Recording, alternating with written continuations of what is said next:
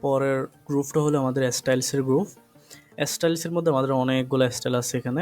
এখানে তীর চিহ্নে যদি ক্লিক করি আরও অনেকগুলো স্টাইল পাওয়া যাবে। আচ্ছা, এখন এই স্টাইলগুলো কী হয়েছে একটু বলি। এখন আমরা একদম নর্মালভাবে আছি, একদম নর্মালভাবে আমরা যেভাবে লিখতেছি ওভাবে। নর্মালের মধ্যে আমরা চাইলে আমাদের নিজেদের হেডিংগুলো নিজেরা তৈরি করতেছি, নিজেদের টাইটেলগুলো নিজেরা তৈরি করতেছি। যেমন এখানে দেখেন আমার অ্যালাইনমেন্ট যেটা সেটা হচ্ছে আমার টাইটেল, এটাকে আমি টাইটেল বানাইলাম। কেউ বানাইছি, টাইটেলটা লিখলাম, লেখার পর এটাকে ফন্ট সাইজ করছি 22, তারপর এখান থেকে আন্ডারলাইন দিচ্ছি, এখানে বোল্ড করছি, মাঝখানে নিয়ে আসছি, টাইটেল বানাইলাম। তারপর এটা হচ্ছে আমাদের হেডলাইন, এশিয়া কাপ পার্টিসিপেন্টস। তো এটা আমরা হেডলাইন বানাইলাম, লিখলাম, লেখার পরে সিলেক্ট করলাম, এখান থেকে 16 দিলাম সাইজ, বোল্ড করলাম, আন্ডারলাইন করলাম, এরকম আমরা নিজেরা বানাইছি কাস্টম স্টাইল। এখন এখানে অনেকগুলো বিভিন্ন ধরনের অপশন আছে, এই স্টাইলগুলো আমরা চাইলে নিজেরা কাস্টমভাবে বানায়া ইউজ করতে পারবেন, এখানে ইউজ করতে পারবেন। এখন কেন আমাদের কাস্টম স্টাইলটা প্রয়োজন হয় এটা বলি, এবং আরেকটা কথা বলে রাখি, এখানে যেগুলো স্টাইল আছে, এখানে অনেকগুলো স্টাইল আছে, কয়েকটা স্টাইল আছে। তাহলে এই সবগুলো স্টাইল কিন্তু আমাদের এখানে প্যারাগ্রাফ এবং হচ্ছে ফন্ট, এখানে যে কমান্ডগুলো আছে কমান্ডগুলো থেকে নিয়ে নিয়ে এই স্টাইল এখানে বানানো হয়েছে। কেন বানানো হয়েছে? এখন দেখেন আমার এখান থেকে স্টাইল ইউজ করলে একটা সুবিধা, কোন সুবিধা? যখন আমি লার্জ স্কেল কোনো কিছু লিখতে যাব, মানে আমি একটা অ্যাসাইনমেন্ট তৈরি করতেছি যেখানে আমার 50 থেকে 60টা পর্যন্ত পেজ হবে, যেখানে আমার অনেকগুলো হেডলাইন আছে, কয়েকটা টাইটেল আছে, এইভাবে হচ্ছে অনেকগুলো সাব টাইটেল আছে বা হচ্ছে সাব হেডলাইন আছে, এইভাবে করে অনেকগুলো আছে। আমি একটা বই লিখতেছি, ওই বইয়ের মধ্যে আমার অনেকগুলো তো অবশ্যই টাইটেল থাকবে, অবশ্যই হেডলাইন থাকবে, এবং অবশ্যই অনেকগুলো কী থাকবে, আমাদের সাব হেডলাইন থাকবে, সাব টাইটেল থাকবে। এখন আমার কি করা হয়, আমার অ্যালাইনগুলো থেকে আমার হেডলাইনগুলো থেকে কী করা হয়, সবগুলো একই ধরনের হেডলাইন হয়, সবগুলো হেডলাইনের সাইজ একই হয়, সবগুলো হেডলাইন দেখতে একই হয়, কালার একই হয়, তারপরে বোল্ড করলে সবগুলো বোল্ডই হয়, সবগুলো বাম দিকে থাকলে সবগুলো বাম দিকে থাকে, সবগুলো মাঝখানে থাকলে সবগুলো মাঝখানে থাকে। তাহলে এটার ক্ষেত্রে আমাদের একটু কষ্ট হয়ে যায় কাস্টমভাবে স্টাইলিং করাটা। যেমন এখানে আমার একটা অ্যালাইনমেন্ট আছে যেটা হচ্ছে আমার হেডলাইন, এখানে যদি আমার আরেকটা হেডলাইন থাকে, মনে করেন এখানে মাঝখানে আমার আরেকটা হেডলাইন আছে বা টাইটেল হচ্ছে, সরি আমি এখানে টাইটেল 2 দিলাম, প্রথমটা হচ্ছে আমার অ্যালাইনমেন্ট, পরেরটা হচ্ছে আমার টাইটেল 2, জাস্ট বুঝেন এটা হচ্ছে টাইটেল 2। তো আমার কি করা হয়, আমার এটা সিলেক্ট করে এখান থেকে আমি এটা চাইলে আমি ম্যানুয়ালি বানাতে পারি, অ্যালাইনমেন্ট যেভাবে বানাইছি টাইটেলটা, এই টাইটেল 2টাও আমি সেমভাবে বানাতে পারি, বড় করতে পারি এখান থেকে 22, বোল্ড, আন্ডারলাইন, সেন্টার। তো এখানে আমার টাইটেল 2 চলে আসলো, এখান থেকে অ্যালাইনমেন্টটা চলে আসলো।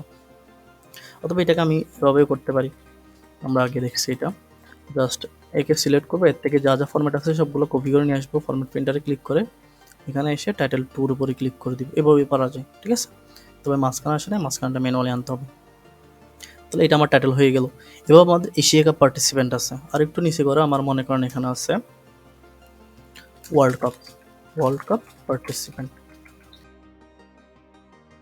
এখানে আমার ওয়ার্ল্ড কাপের পার্টিসিপেন্টটা হবে, এখানে আছে আমাদের অস্ট্রেলিয়া, তারপরে আছে আমাদের সাউথ আফ্রিকা, এবার আমার অনেকগুলো আছে মনে করেন। তাহলে ওয়ার্ল্ড কাপ পার্টিসিপেন্ট এটাও আমার কি হবে, আরেকটা হেডলাইন হবে। তাহলে আমি এটাকে সিলেক্ট করলাম, ফরম্যাট প্রিন্টার করলাম, এটাতে দিয়ে দিলাম, তাহলে এটাও আমার হেডলাইন হয়ে গেল। তাহলে এভাবে আমাদের এখানে আরও মাল্টিপল হেডলাইন থাকতে পারে। তো ওরকম হেডলাইন থাকলে কি হবে, আমার এখানে আমি এই একই ধরনের হেডলাইনগুলো আমি চাইলে এখানে বানিয়ে রাখতে পারি, এখানে আমি একটা কাস্টম স্টাইল বানিয়ে রাখতে পারি, অথবা এদের কতগুলো স্টাইল দেওয়া আছে আমি চাইলে ওগুলোও ইউজ করতে পারি। যেমন অ্যালাইনমেন্টে আমি টাইটেল ইউজ করলাম, এটা এরকম হলো টাইটেল 2তে গিয়ে আমি এখান থেকে টাইটেল ইউজ করলাম, তাহলে এটা টাইটেল হলো।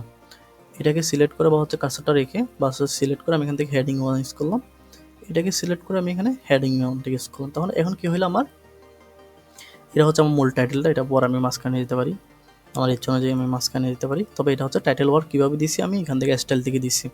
আবার এখানে যেখানে আমার এশিয়া কাপের পার্টিসিপেন্ট আছে, ওয়ার্ল্ড কাপের পার্টিসিপেন্ট আছে, তাহলে এগুলো হচ্ছে আমার একটা হেডলাইনগুলো আমি এখান থেকে ইউজ করে দিয়েছি, আমি কাস্টমভাবে বানাই নাই আর কি। তাহলে এই ক্ষেত্রে আমার কী হয়েছে খেয়াল, কারণ আমার এই হেডলাইন থেকে শুরু করে বাকি হেডলাইন পর্যন্ত মাঝখানে যা লেখা আছে সবগুলো হচ্ছে আমার এই হেডলাইনের অধীনে পড়ে গেছে। আমি এটাতে ক্লিক করে এটাকে হাইডও করে দিতে পারি, আবার এটাতে ক্লিক করে এটাকে শো করতে পারি, ঠিক আছে। এই হেডলাইন থেকে শুরু করে বাকি আরেকটা হেডলাইন পর্যন্ত, এখানে মনে হয় আরেকটা হেডলাইন আছে মাঝখানে, এখানে মনে হয় আরেকটা হেডলাইন আছে 93, সিলেক্ট করে আমি এখান থেকে হেডিং দিয়ে দিলাম, ঠিক আছে। তাহলে এখন দেখেন, এখন এই হেডলাইন 2 নম্বর হেডলাইন থেকে শুরু করে 3 নম্বর হেডলাইন পর্যন্ত মাঝখানে যা লেখা আছে এগুলো হচ্ছে আমার এই হেডলাইনের অধীনে হয়ে গেছে। আমি যখন এই তীর চিহ্নে ক্লিক করবো তখন ওই লেখাগুলো হাইট হয়ে যাবে, আবার এটাতে ক্লিক করলে লেখাগুলো চলে আসবে। তবে এটা যদি আমি কাস্টমলি বানাইছিলাম, যখন আমি কাস্টমলি বানাইছি তখন কিন্তু এই স্টাইলগুলো ছিল না, এই অপশনটা ছিল না যখন আমি কাস্টমলি হেডলাইন বানাইছিলাম। তবে এখানে যে শো করে রাখা, হাইড করে রাখা, এটা আমাদের মূল উদ্দেশ্য না। মূল উদ্দেশ্য হচ্ছে আমার সবগুলো হেডলাইন দেখতে একই হবে। এটার জন্য হচ্ছে আমাদের এখান থেকে স্টাইলগুলো ইউজ করা হয়। যেমন আমি এখানে জাস্ট লেখাটাকে সিলেক্ট করে টাইটেলে দিয়ে দিলে টাইটেলটা হয়ে গেছে। এটাতে ক্লিক করে টাইটেলে দিচ্ছি, টাইটেলটা হয়ে গেছে। এখানে আরেকটা টাইটেল আছে, মনে করেন আমার হ্যালো বাংলাদেশ নামে একটা টাইটেল আছে। হ্যালো বাংলাদেশ দিলাম, দেওয়ার পর আমি হ্যালো বাংলাদেশকে সিলেক্ট করব, টাইটেলে দিব, এটা অটোমেটিক টাইটেল হয়ে যাবে, মাঝখানে নিয়ে আসলাম, তাহলে এটাও একটা আমার একটা টাইটেল হয়ে গেল আর কি। তো এভাবে করে কাজ করা হয়। তাহলে এখানে খেয়াল করেন আমার এটাতে কি করা হয়েছে, একটু সিলেক্ট করি, সিলেক্ট করে দেখি কালার করা হয়েছে। কি কালার? একটা ব্লু কালার দেওয়া হয়েছে।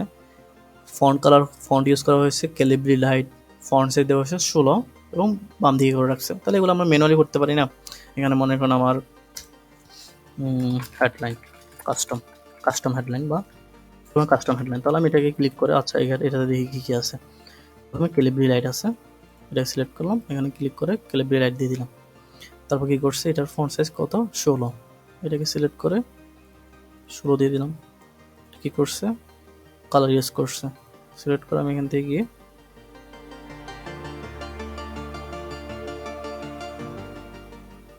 কালার ইউজ করলাম। এটা অবশ্যই মিলে নাই, আমি মিলাতে চাইলে আমাকে একটু কষ্ট করতে হবে, মোর কালারসে গিয়ে কালারটা ভালো মতো মিলাইতে হবে আর কি। ঠিক আছে, আচ্ছা সমস্যা নেই, প্রায় মিলছে। তাহলে এভাবে করে কাস্টম স্টাইলে দেওয়া হয়েছে, এই স্টাইলে দেওয়া হয়েছে আর কি। এখন দেখেন আমি এটাও আমার একটা হেডলাইনের মতো করছি, এটাও আমার হেডলাইন। এটা এবং এটার মধ্যে তফাৎটা কি? এটাতে এতির চিহ্নতা আসে নাই, এটাতে এতির চিহ্নতা আসছে, মানে এটা আমি এখান থেকে ইউজ করছি। এটা যদি আমি ক্লিক করি আমার সবগুলো লেখা হাইড হয়ে গেছে। তাহলে এটা যদি আমি কাস্টমই বানাইতে পারি, অথবা এখানে যা যা স্টাইল আছে সবগুলো স্টাইল হচ্ছে আমাদের এখান থেকে কমান্ডগুলো নিয়ে নিয়ে বানানো হয়েছে। এখন এটা কেন প্রয়োজন হয় আমাদের এখান থেকে স্টাইলটা ইউজ করা কেন প্রয়োজন হয়? আচ্ছা, এখন দেখেন আমি যখন কাস্টমলি স্টাইল বানিয়েছি তখন আমাকে কিন্তু স্টাইলটা লিখে এখান থেকে ফন্ট চেঞ্জ করতে হয়েছে, বা তারপর এখান থেকে গিয়ে আমার ফন্ট সাইজ দিতে হয়েছে, কালার দিতে হয়েছে, বোল্ড করতে হয়েছে, এভাবে অনেক ধরনের কাজ করতে হয়েছে। এখন আমি কী করতে পারি, এই যে আমার হেডলাইনের মধ্যে যা যা আমার স্টাইল প্রয়োজন হচ্ছে, যা যা আমার ফরম্যাটিং প্রয়োজন হচ্ছে, ওই সবগুলো ফরম্যাট আমি একত্রে করে একটা স্টাইল বানিয়ে রাখতে পারি এখানে। তখন কী হবে, যখন স্টাইলটা বানিয়ে রাখবো এখানে থেকে যাবে, তখন আমি যেখানে যেখানে আমার হেডলাইনটা প্রয়োজন ওখানে ওখানে আমি জাস্ট সিলেক্ট করে এখান থেকে স্টাইলের নামটা দিয়ে দিতে পারি। এটার জন্য প্রয়োজন হয় যখন আমার লার্জ স্কেল কোনো ডকুমেন্ট লিখবো, তখন আমার প্রতিটা হেডলাইন লেখার পরে প্রতিটাকে আলাদা আলাদা করে কাস্টমাইজ করে একটু কঠিন হয়ে যায়। তো আমি ওই যে হেডলাইনের মধ্যে যে 4-5টা কমান্ড আছে সবগুলো কমান্ড মিলে যদি একটা হেডিং বানিয়ে ফেলতে পারি, একটা হেডলাইন বানিয়ে ফেলতে পারি, তখন আমি ওই হেডলাইনে ক্লিক করলে আমার এটা অটোমেটিক অ্যাপ্লাই হয়ে যাবে। তাহলে এটা যদি আমি করতে চাই তাহলে আমাকে কী করতে হবে, আমি কার্সরটা একটা খালি জায়গায় রাখি, আগে কার্সরটা এই জায়গায় রাখি, সরি এই জায়গায় আমার কার্সরটা রাখি। এখন আমি একটা স্টাইল বানাবো, ক্রিয়েট স্টাইল, স্টাইলে ক্লিক করার পর আমরা স্টাইলের নামটা হবে আমরা হচ্ছে হেডলাইন স্টাইল। তারপর মডিফাইতে ক্লিক করতে হবে, মডিফাইতে ক্লিক করার পর এই হেডলাইন স্টাইলের মধ্যে আপনি কী কী ফরম্যাট রাখবেন ওগুলো দিতে হবে। এই যে ফরম্যাটিং থেকে আমার হবে গ্যাব্রিওলা, ফন্ট সাইজটা হবে গ্যাব্রিওলা, মানে হেডলাইনের যেটা স্টাইল আছে এটা ফন্ট সাইজ হবে 16, এটা বোল্ড হবে, কালার হবে আমার এটা ডার্ক ব্লু, এটা সেন্টারে করে থাকবে।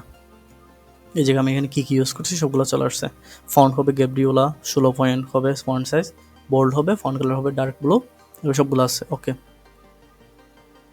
তোমার কার্সারটা এখানে ছিল বিধে এটা এখানে চলে আসছে। তাহলে এখানে যদি আমরা যাই তাহলে আমার এখানে হেডলাইন স্টাইল আমি যেটা দিছি এখানে আছে। আমি হেডলাইনটাকে সিলেক্ট করে জাস্ট হেডলাইন স্টাইল দিয়ে দিব, তাহলে হয়ে গেছে। এখানে হেডলাইনটা সিলেক্ট করে হেডলাইন স্টাইল, হেডলাইনটাকে সিলেক্ট করে হেডলাইন স্টাইল। তারপর এখানে আমার কতগুলো র্যান্ডমলি টেক্সট আছে, আমি র্যান্ডমলি কতগুলো টেক্সট আনি, 5টা 12। এখানে আরেকটা হেডলাইন আছে, মনে করেন হেডলাইন 4, নিচের দিকে আরেকটা হেডলাইন আছে হেডলাইন 5। তখন কী করতে হবে, জাস্ট হেডলাইনটাকে সিলেক্ট করব, হেডলাইনটাকে সিলেক্ট করব, হেডিং, এই যেভাবে করে আমার হেডলাইনগুলো হয়ে গেল। এবং আমি টাইটেলও বানাতে পারি আমার ইচ্ছা অনুযায়ী। তাহলে এখানে হচ্ছে আমার হেডলাইনগুলো এখানে খুব সুন্দর করে আছে।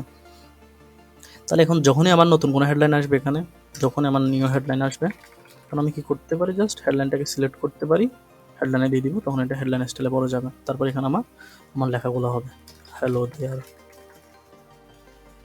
এটাই হচ্ছে আমাদের স্টাইলের কাজ, এভাবে করে আমার স্টাইলিংগুলো ইউজ করা হয়।